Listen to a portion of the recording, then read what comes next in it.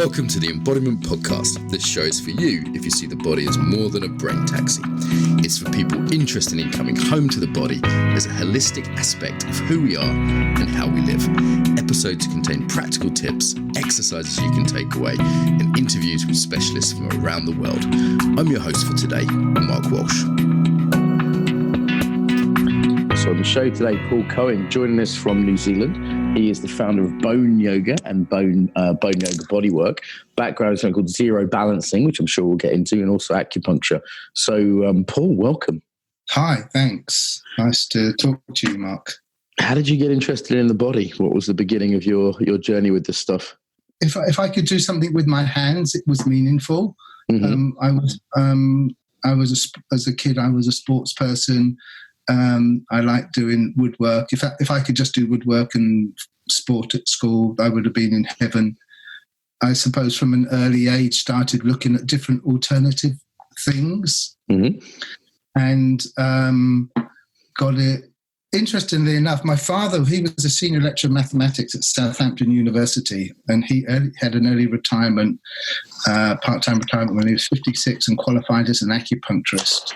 And I qualified a year after him. Okay. And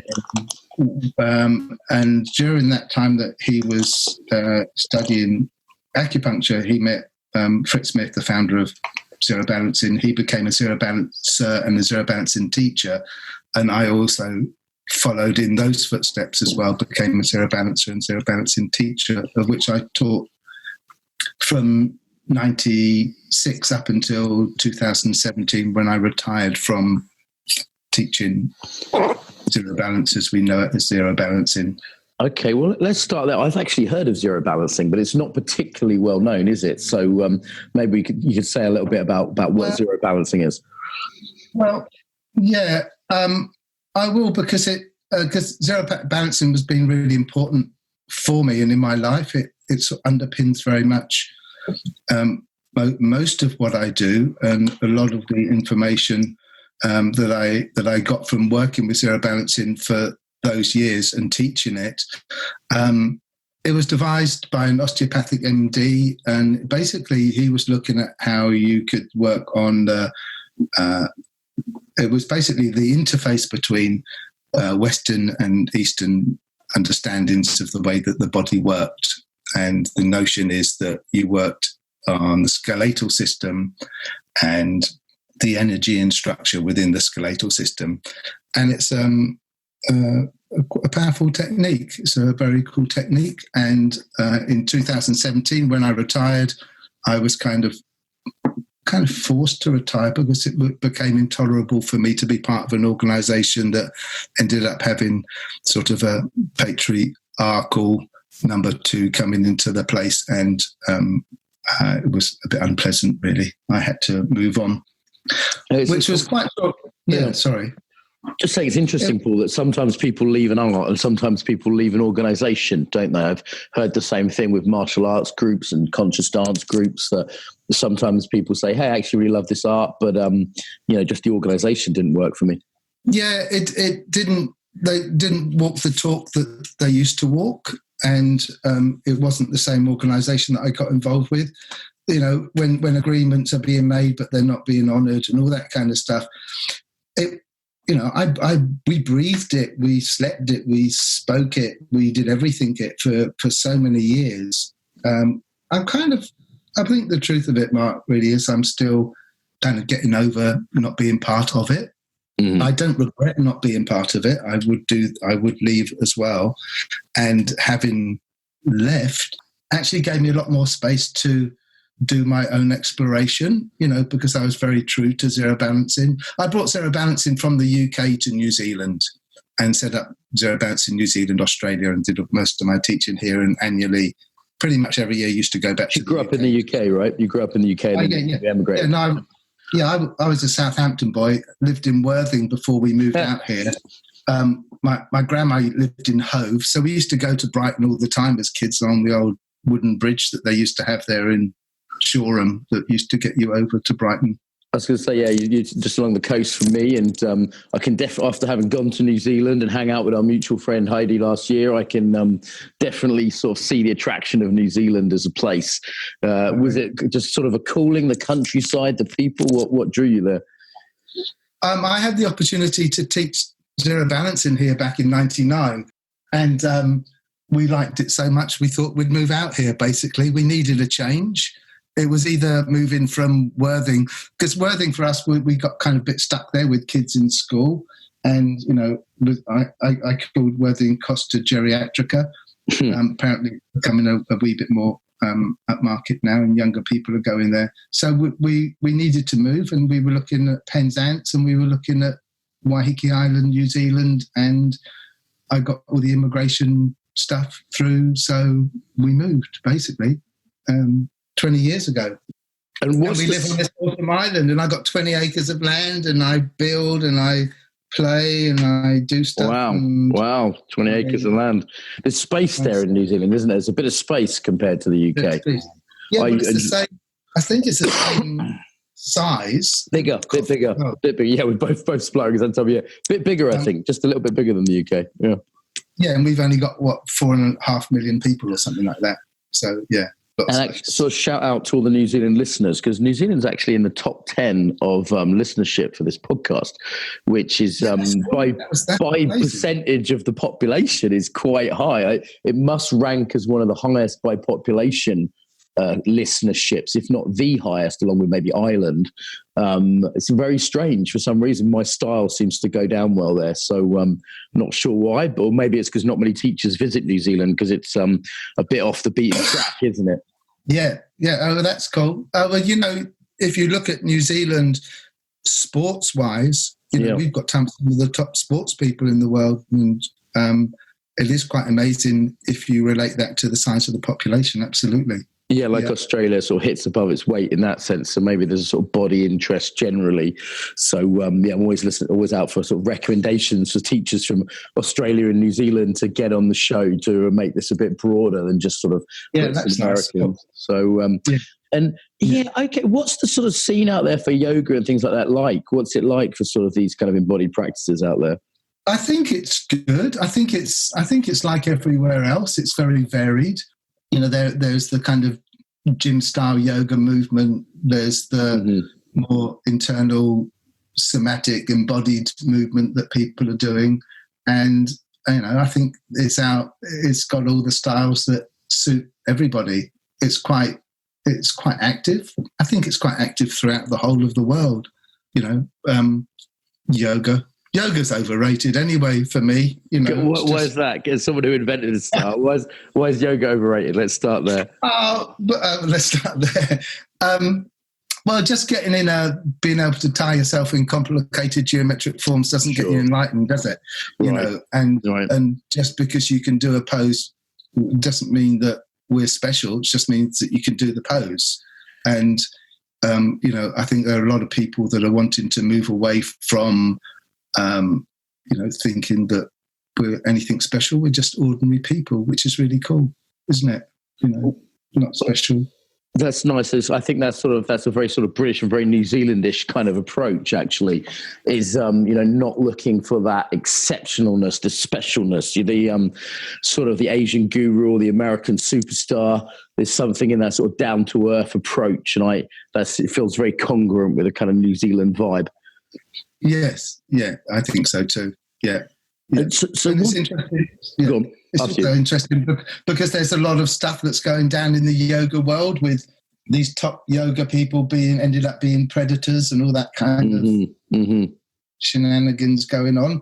So we're in the yoga world's in a time of change and transformation, and it's a bit strange, really. You know, with all that the concept of consent to touch and people having consent cards. Do you have that in the UK? Yeah, I was a big proponent of that. I think maybe it can go too far sometimes, but you know, for me, it was a very healthy thing when I saw the yoga world taking on the idea that teachers couldn't just come and manhandle you without actually really respecting the fact that you might not want to be manhandled, you know?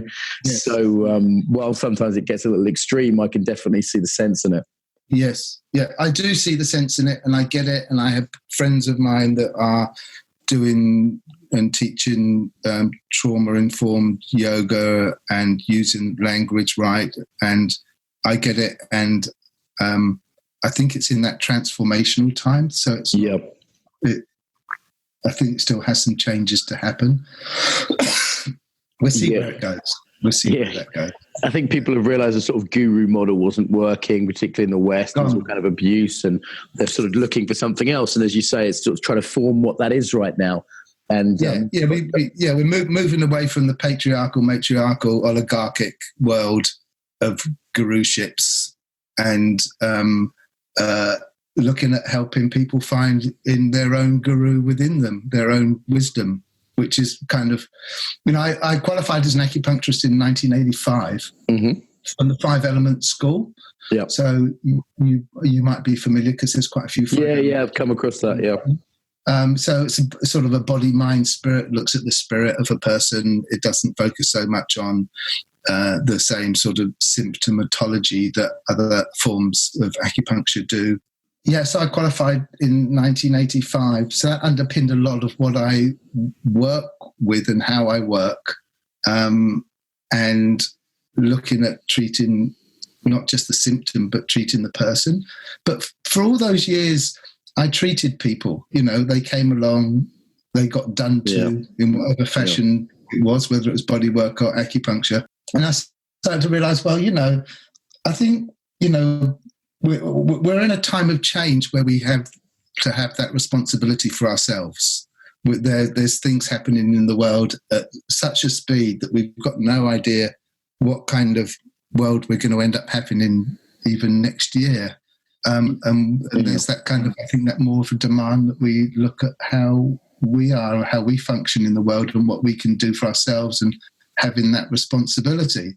So, but there is a difference, isn't there, between kind of most forms of bodywork which do to someone and they're fairly passive, and not all. I mean, for example, in somatics, there's some engagement, some working with, but generally you're being done to in bodywork, whereas in a yoga practice, there's a way in which you're sort of taking control of your own practice. There's an empowering element to it. To a degree, although you get some people that will only go along to a yoga class because they like to be told what to do, but they don't necessarily have a home practice. For me, things changed. I think it was back in 2015. My family and I are blessed with having super enlarged prostates.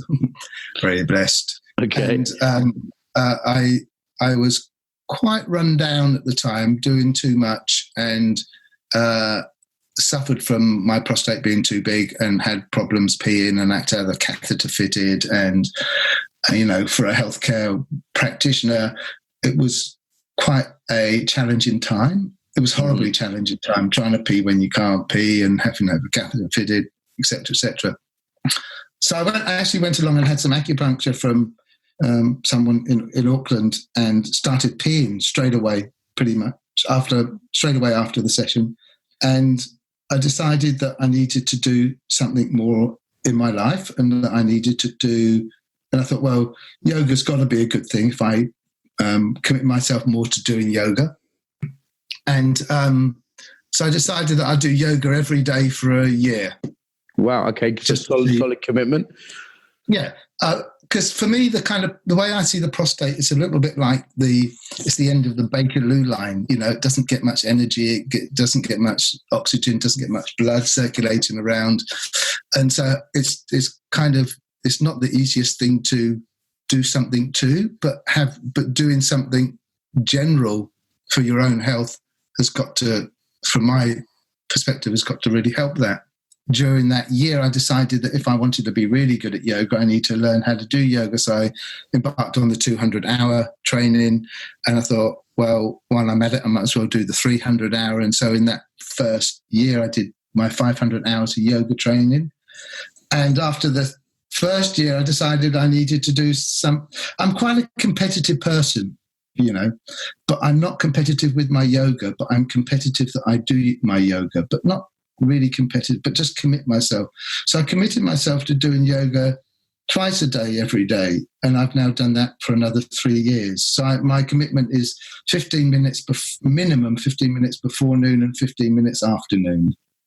It's interesting. And I heard in another interview you did that you do these quite short sessions sometimes. And I like that because for me, I just did 15, 20 minutes myself this morning, and it's doable, isn't it? It's very doable, those short sessions. And sometimes you just go, you get into it and you end up doing 40 minutes, it's no problem. It kind of... Absolutely.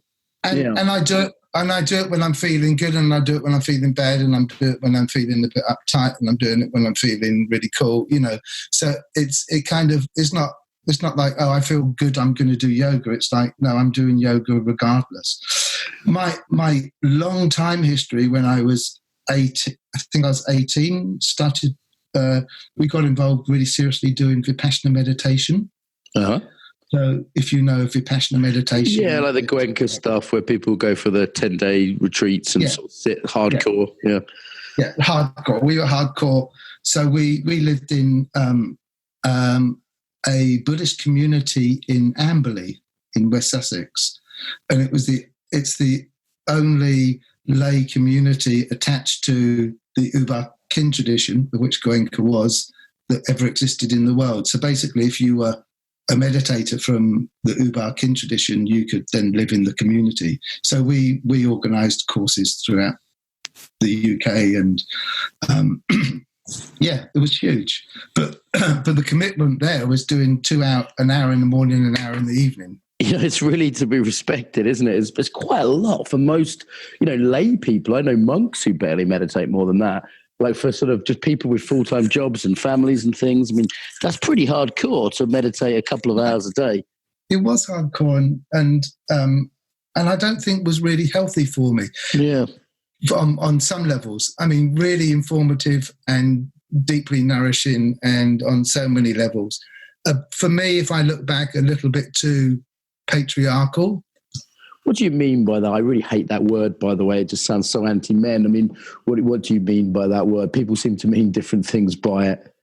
Well, I think it's just when you have a teacher that you keep looking up to, and although they say, in yourself, you still look up to the teacher. And Goenka said, "Don't call me a guru," and people still called him a guru. Yeah. I mean, he was very cool. I mean, and he really lived his talk really well.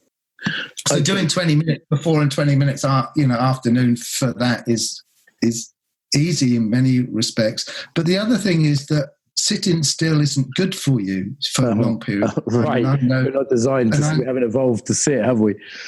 No. And people kind of atrophy a wee bit. And, all that fuzz that builds up between tissues. And so I know serious meditators who are stiff. And you kind of think, a lot of meditators, and certainly for 2 hours a day, I do 30 minutes a day, and that's my limit, right? The end of 30 minutes of sitting, my body's starting to seize up a little bit. My legs don't feel so good when I stand up afterwards. And I think, is that so healthy? And I think, 30 minutes a day isn't going to kill me. But if I was, doing that 4 hours a day, I can't imagine that would be good for you. No, it's, I think it depends on the type of person that you are. So I come from a stiff stock.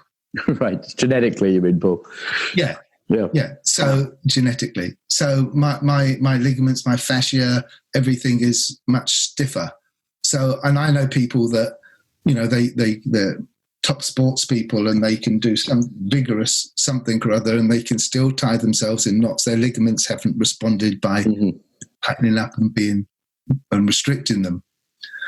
So movement, in hindsight, I think would have been really helpful for me, because we were quite serious about the vipassana meditation, and people didn't do a lot of yoga, but they're doing more now.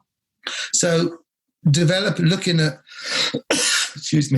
moving away from the body work that I had been teaching since the mid-90s, and developing another body work system that let me backtrack a tiny bit.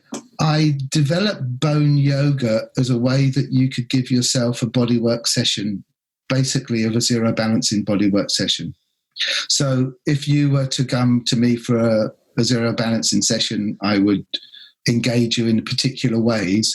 And if you do a bone yoga session, you would engage those ligaments, those bones, engage the ligaments in a particular way that was gentle to the engagement. And so you could give yourself a session, because I thought that would be quite cool to be able to do that. Uh-huh. And as I've developed and gone more into having different understandings, different appreciations of the way that the body works, I've developed bone yoga and bone yoga bodywork so that it incorporates other different facets of movement engagement, and it's a bit more has a bit more freedom, I think, or a bit more creativity around it. You know, when you know this because you've done martial arts, different organisations that they just get too rigid, and if you don't do it this way, then you're not staying true to that technique. And those kind of things were coming up for me, and it was more about how I could be true to me, my own energetic personality, and be true to my clients in that relationship, rather than having to stay stuck to a particular way of working. So it's more, it's broader, I think, more exciting for me, because I can now really deeply explore movement in different ways, and it brings me into all this embodiment and working with Bonnie Bainbridge Cohen and doing online courses and all this kind of stuff has just opened up many different avenues for me. And I'm definitely seeing this movement in yoga towards a slight more fluidity, more somatic, more feeling yoga, and a bit more freedom in it. That does seem to be a bit of a trend in yoga now. And it's always been the yoga that I've enjoyed. It always made sense to me as a mover, rather than just sort of stiffly putting oneself in stiff shapes. Absolutely. Yeah, in fact, my yoga is not really yoga. It's really movement. I mean, there are kind of yoga postures in it.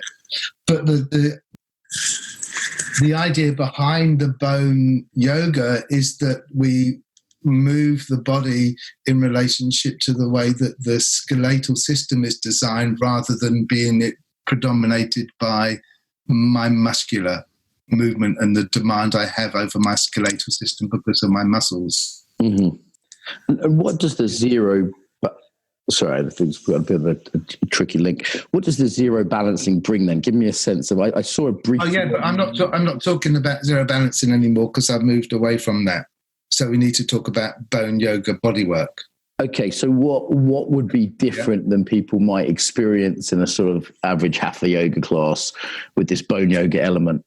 So there's two different things, just to be really clear. One is the bone yoga and one is the bone yoga bodywork. Uh-huh. So if we're talking about bone yoga, it's very gentle.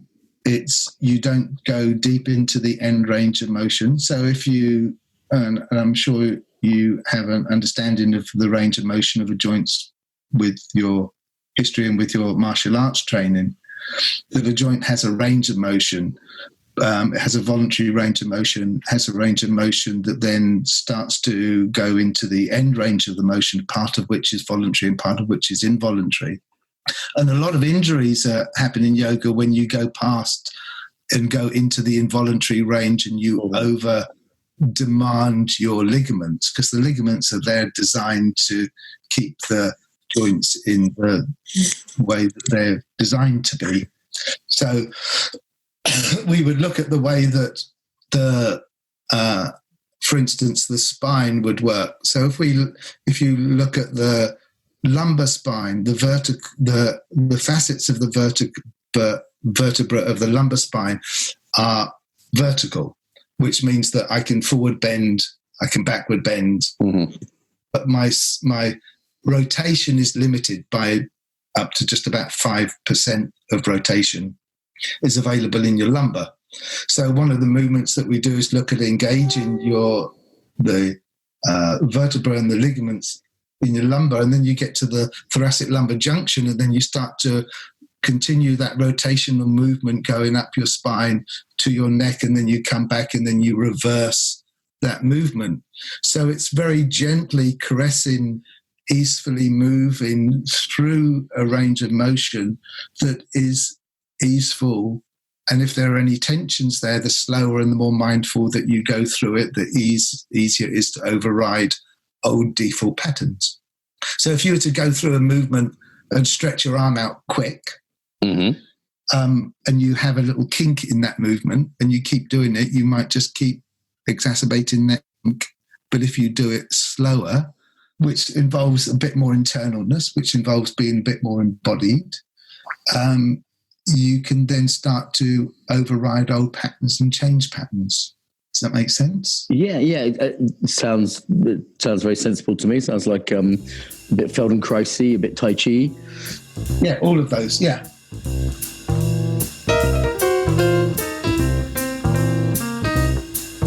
Quick break in the podcast to ask you to look at techcrowdfund.org. That's TEC for Charlie, crowdfund.org.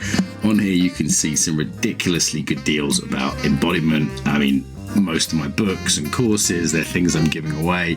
This is all related to the Embodiment Conference. You can get a sneak peek at what some of the technology for the conference is going to look like. You can decide if you want to be a Zoom food grandmaster, a ninja professional, a unicorn rider, a dolphin sensei. All this will make complete sense on the website. Take a look. The offers really are very, very good. We're basically raising money ahead for the conference, so there's some offers there that you just won't get again. If you're interested in embodiment, then do check that out. It's TEC for Charlie, crowdfund.org, techcrowdfund.org. And back to the show.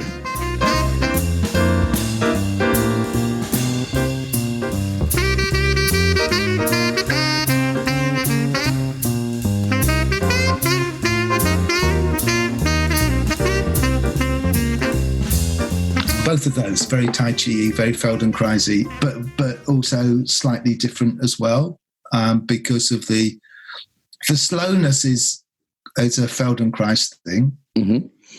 But I think the engagement of the ligaments in this particular way that I'm working with them in the bone yoga, I think is still quite different from the way that other people are exploring movement and movement of the skeletal system. Okay, cool. Well, it's nice to see some innovation happening. It sometimes seems like the yoga world's either scared of innovating or just doing it for sort of branding reasons. Yeah, and it's been received really well. In a couple of weeks, I'm at the New Zealand International Yoga Festival. That'll be for the third year running. So I'm really excited about that.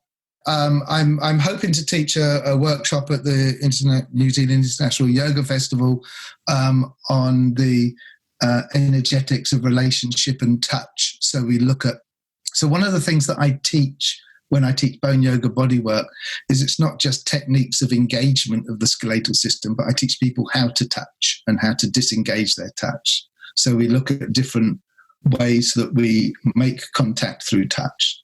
For instance, blending is a form of touch which is used really creatively and well in craniosacral therapy, where the craniosacral therapist will have their hand on the sacrum, they have it on the cranium, and they will allow their energy fields to merge with the client's energy fields, which will then allow them to feel the craniosacral rhythms, of which they start to change as you just become present and being with them. So blending.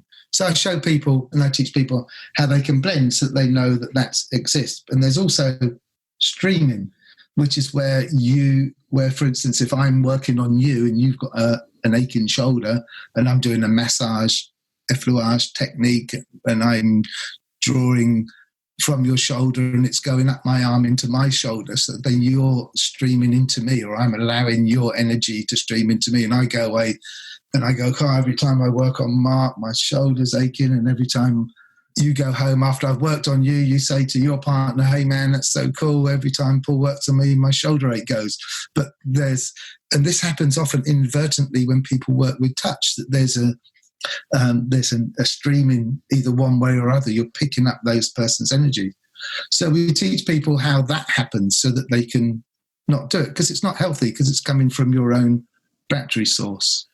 And then I teach a quality of touch which has very clear therapeutic boundaries to it.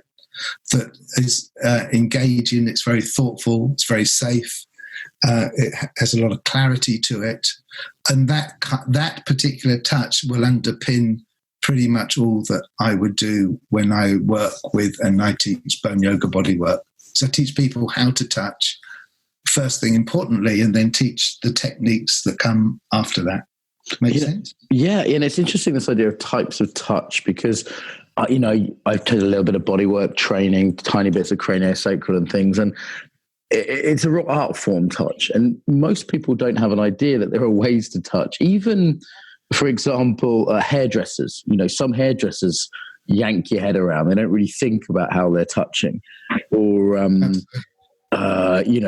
doctors or medical staff. It just seems like it's a sort of under-considered thing that there's more than one way to touch a human being. Well, we tend to function just from our default way of being. So if you're a loving, caring, motherly type of person, you'll have that touch. Or if you're another type of person, you have a different type of touch. But the thing is that in terms of the way that I work, it's my responsibility to change my touch that can accommodate the person that I'm working on.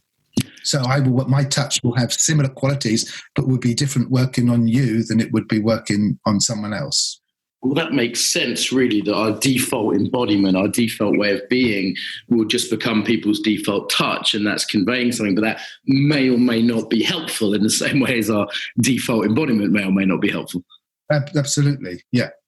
And you've used the term energy a few times, and people use this word in very different ways. What do you mean by that? Yeah, energy is a big word, isn't it? Everything's energy. And just different kinds of energy. You could look at energy as being, or you could look at things being structural or energy. You could look at it as being sthira and sukha. So the energy of sthira, of that form, is very different from the energy of sukha, which is more soft and yielding. So you've got those two components. So one of the things that I look at doing as well is communicate in touch with a lot of the yogic principles as well. And we look at developmental movement patterns and all that kind of stuff as well to help us in our notion of engagement and how we can be present and be with people. And the thing about working, excuse me, I just did a cough. The thing about working on bone is it's very, very different tissue to muscle tissue. Let's talk about bone a bit then, because sometimes it feels like an underappreciated tissue. Like a lot of yoga's about muscle, fascia's pretty trendy now. Sometimes the yin guys might talk about tendons, but people talk about bone either not at all or just as this sort of inert stuff that gets yanked around by muscles. Okay. Are we good on the word energy? Because we spoke about that just a few minutes ago, because I might use the word energy again. I don't mind you using it. I just wanted you to clarify a little bit, because different people use it in different ways. So I think it can be used in lots of ways. I know some of my yoga teachers don't even like to use the word energy because it's too big and broad, I think. Mm-hmm. Mm-hmm.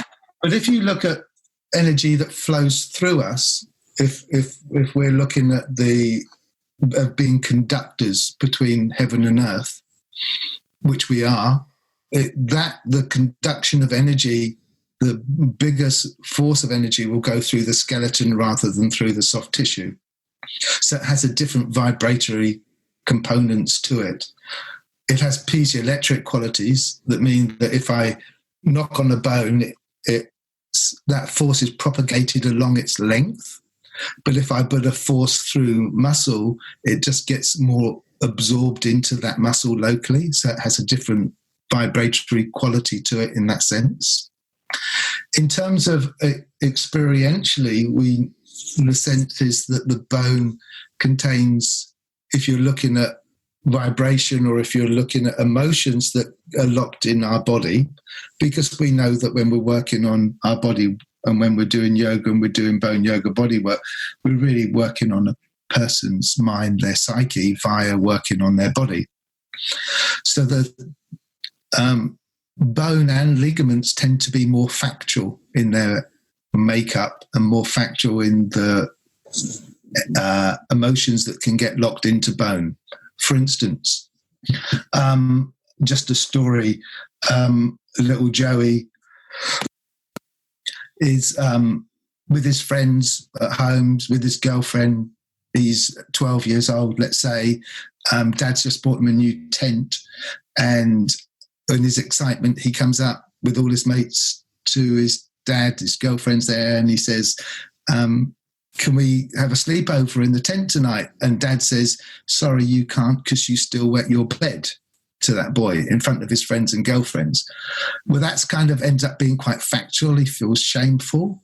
So that kind of thing is not a soft tissue, tends to not be a soft tissue vibration, but can get locked in the bone as fact. If it was a soft tissue thing, then the person could respond. They could push back and say, no, I don't take that. But because it becomes shameful. So vibrations such as shame can get locked in the bone. How we understand something you're saying here, Paul. So the idea you say as fact, does this mean it's something that feels more permanent in a kind of body-mind system in the bone? I'm not quite sure what you mean when you say fact. More factual. I can't respond to it. It goes deep into the bone. I can't do anything about it. You quiver, you shake in your bones, and it gets locked in there. And after a period of time, that person grows up and he doesn't look at the world in the same sort of way that he might have done because he's retreated into himself. So working on the skeletal system can start to release those emotions and those tensions. Mm-hmm. And you see that in the bone yoga classes you do, sort of there's emotional releases or this kind of shifts happen in people? Not so much, because we're quite gentle with it. I think over a period of time it can change, but they're not they're very gentle and easeful yoga sessions. They're not like a cathartic, let's do some screaming stuff. Right. Well, I as most yoga people do, I work with the breath.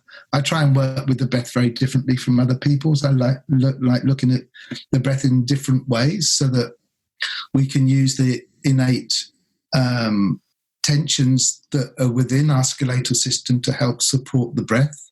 So the classes are, it doesn't happen so much. It's not happened. Has it happened?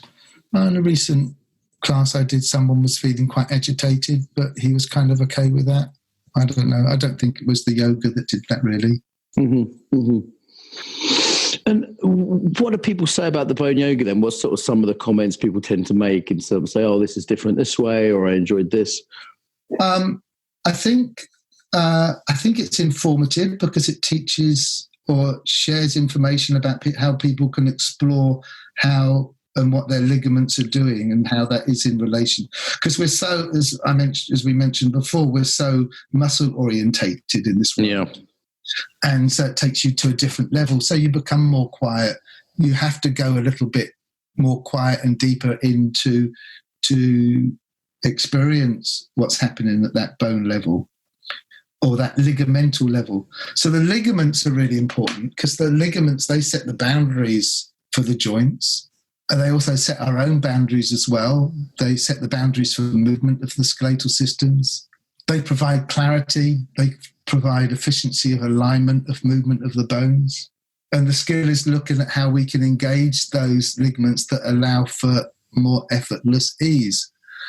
So if I'm digging in the garden and I'm digging some earth and I'm twisting, and every time I twist, my lumbar can only go 5%, that twist, my ligaments keep going, no, stop, I can't go anymore, and they keep pulling back, and you add all this tension into the ligaments.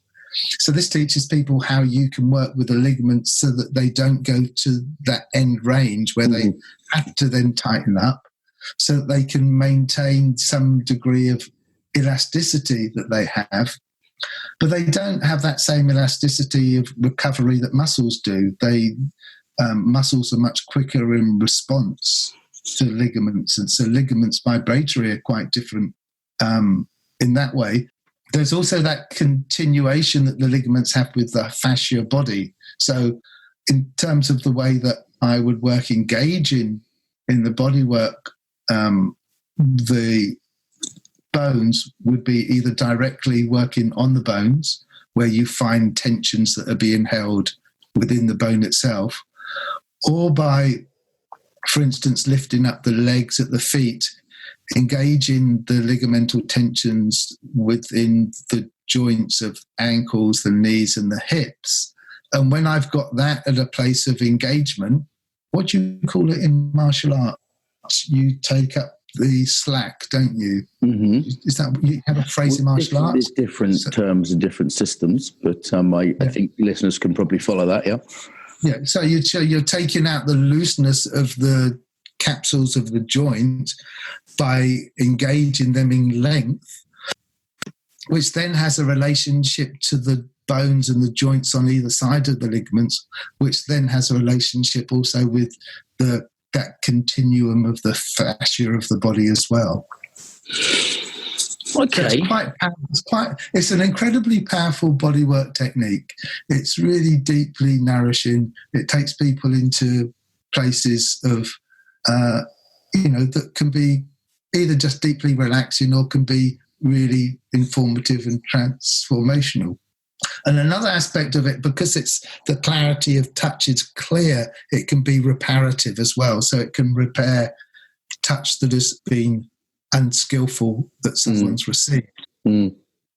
I've worked with a lot of people who have had abuse history, and this type of bodywork technique is really good for that because it understands boundaries of touch and safety. So even just working at that level and introducing that touch is in itself healing for people. I had a client many years ago when I was working in Worthing who was pretty sure she was a counsellor, and she was suggested to come to me. I can't even remember who by now, and the abuse history that she had, I don't even want to repeat it. It's absolutely despicable. She had this history of not wanting to be touched, basically, and she came along to be touched. So my first session with her was notionally touching. I didn't really do much because I couldn't, because it was too raw for her. And we just gently worked together. She was amazing until she could have full bodywork sessions. And at the end, she actually qualified as a body worker herself and went out and taught bodywork and had a clinic teaching bodywork within her counselling practice as well. So it's got some amazing potentials to it. It's interesting that people that can have abuse backgrounds and have this different relationship to touch can either go kind of really phobic of touch, which is totally understandable, or sometimes put themselves in yoga situations or bodywork situations where there's a sort of familiar disempowerment. And I think both of those things happen in a yoga context. It's well worth, the under and over boundary. It's well worth yoga teachers being aware of this. Absolutely. Yeah. No, yoga I can't remember what it is. It's like, isn't it 1 in 5 women have been abused or something? There's different stats and they're very, very hard to get. Sometimes you hear 1 in 4 women, 1 in 6 men. That's often put about, but it's very, very difficult to actually get the data on it. But it's sort of more than you might think is what I tell my students. Yeah. So if you had a class of 40 people, there might be 4 people in there who have had some form of touch that has left them feeling less than comfortable about having touch. Well, there might be more than statistically is average, I would say. I've certainly been in martial arts classes where people were trying to get empowered. So there was above average numbers of abuse survivors. And again, in the yoga context, it might be, a very clear space where you get a sense of control and people don't touch you and there's a mat that's clear and it's yours and there's rules and boundaries. I mean, again, that environment might feel like a very safe space for someone who's from an abuse background. So it may even be overrepresented in yoga, people that might need to learn more self-regulation. So they go to yoga to calm down. So it may be above the statistical average, I would say, in yoga, and definitely my experience in martial arts is it's above average. Once I've really got to know students and got talking to them, it's been almost half the group, in some cases. So, So this type of bodywork, bone yoga bodywork, is just really helpful and supportive of people who have had some abuse history. I've worked with lots of people. Paul, we're coming towards time here, but there's one thing I heard in another interview that I listened to with you, that you talked about doing things donation-based or a gift economy.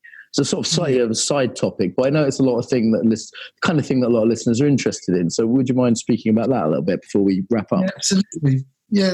Last year I decided that I would follow in Charles Eisenstein's footsteps and offer, I called it a reciprocity-based gift economy. So the idea is it was a reciprocity thing, a reciprocal thing. So I gift my bodywork sessions, or I gift my workshop space to someone.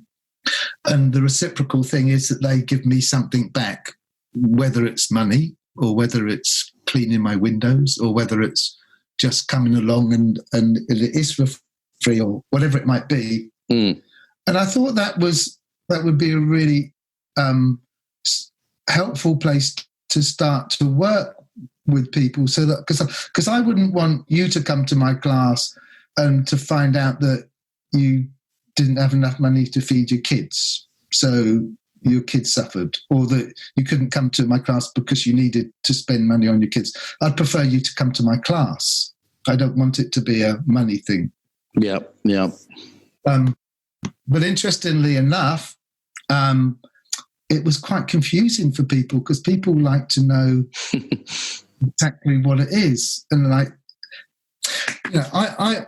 I work with touch. I work with relationships. I'm into having relationship with people. So I thought this would be a really easy way to go, and it's actually quite difficult. People get quite challenged by it, don't they? They sometimes get confused, or they feel insecure, or they worry. Absolutely, yeah. Do I give too much? Do I give too? Most people would give the amount. On my website, I've got, this is what it would be if it were, if I were charging, so you can give that or less. And most people gave about 90% or 100% or something like that. But the way that I've changed it now is that I'm telling people what the price is, and they can either work on the price or they can work with the reciprocity-based gift economy with me. And so that gives a bit more choice. So I've got a person coming along to a workshop that I'm teaching in March. He doesn't have much money. He says he really likes to do it. I gave him a session at a recent festival. He did a class with me. He loved the work. And I said, well, I'll gift this to you. And he goes, oh, that's really cool. What can I do for you? I said, well, why don't you just come a week before the workshop and help work on the land? I've got plenty of work to do. And he said, that's cool. Let's go for that. So I like that. I like to be able to work in that gift economy. I don't like being in the monetary world, really. Yeah, the difficulty is with it is it could exclude people, can't it, who might be great students or love the work. And then equally, I found the gift economy way of doing things can... first of all, I find people just pay about 20% less, even when they can afford it, unless they're from a background of understanding Dharma and really working with gift giving and their own psychology around that. Most people come with a little scarcity. And, I find a lot of people just use it as an opportunity to pay a little bit less than they otherwise would be happy to pay. So I've kind of had a mixed experience with it. But there's also this idea of I just want my work to be accessible to people. And maybe there's other ways they can contribute that aren't... that aren't necessarily monetary. Someone might have a real skill that is highly valuable to me, and that is also the dual relationship thing I found as well. Like if I have students who are in relationships where they've started doing work for me, that can get a bit tricky if they're in the middle of a transformational process as well. So, there's no easy solution, I think, is the only thing I would say. Easy solution, no. Yeah. But just to make it more available and not to restrict people just because they don't have money. It's not fair, really. And I think people really like that as well. I've got a few people that I work with on that level, and they like it, and I like it, and I think it does work, but it certainly is challenging. That's for sure. Okay. All right, Paul, we need to wrap up. Where do people find you on the internet if they want to know more about Bone Yoga and Bone Yoga Bodywork? Yeah, but boneyoga.com. Boneyoga.com. Simple. Nice. Okay. Yeah. Nice and easy. Any other things out there you want to point people to? I can't think offhand at the moment. That sounds very selfish, doesn't it? Really, I don't know that. No, that's fine. Other. Yeah, I think that. I mean, I do travel to teach. If someone's listening and they're excited and they want to, me to come to wherever they are, travel to teach, I'll do that. Some stage I will come back to the UK and teach as well and do some workshops. Okay. I think just encourage people to keep exploring all the different things that are out there, and that if you do something that's transformational, do something different, because it can't be transformational forever.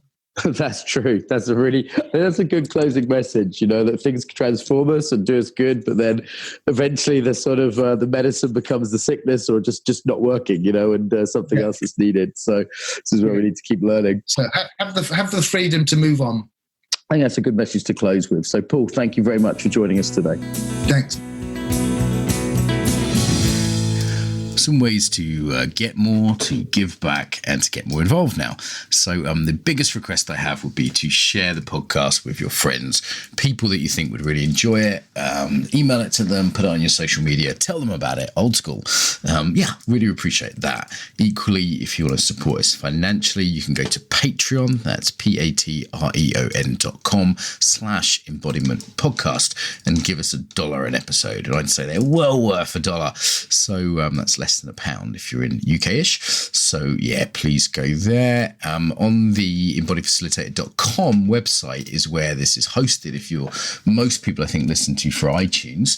iTunes, we'd certainly appreciate a review. The way iTunes works means that a review means more people will find it. iTunes regards it as more important for searches. So even a couple of sentences review really does help as a little thank you to us. And if you want to go to embodiedfacilitator.com, you can see the actual, links to the sites. There's comments on there. The Facebook group tends to be where people discuss things. So if you go to put in the Embodiment Podcast into Facebook, there's a page which is relatively quiet, and a group which does have some discussion on. So I will reply to things personally there. So also on embodiedfacilitator.com website, there's all sorts of freebies there. There's videos, there's free ebooks, there's ebooks you can buy.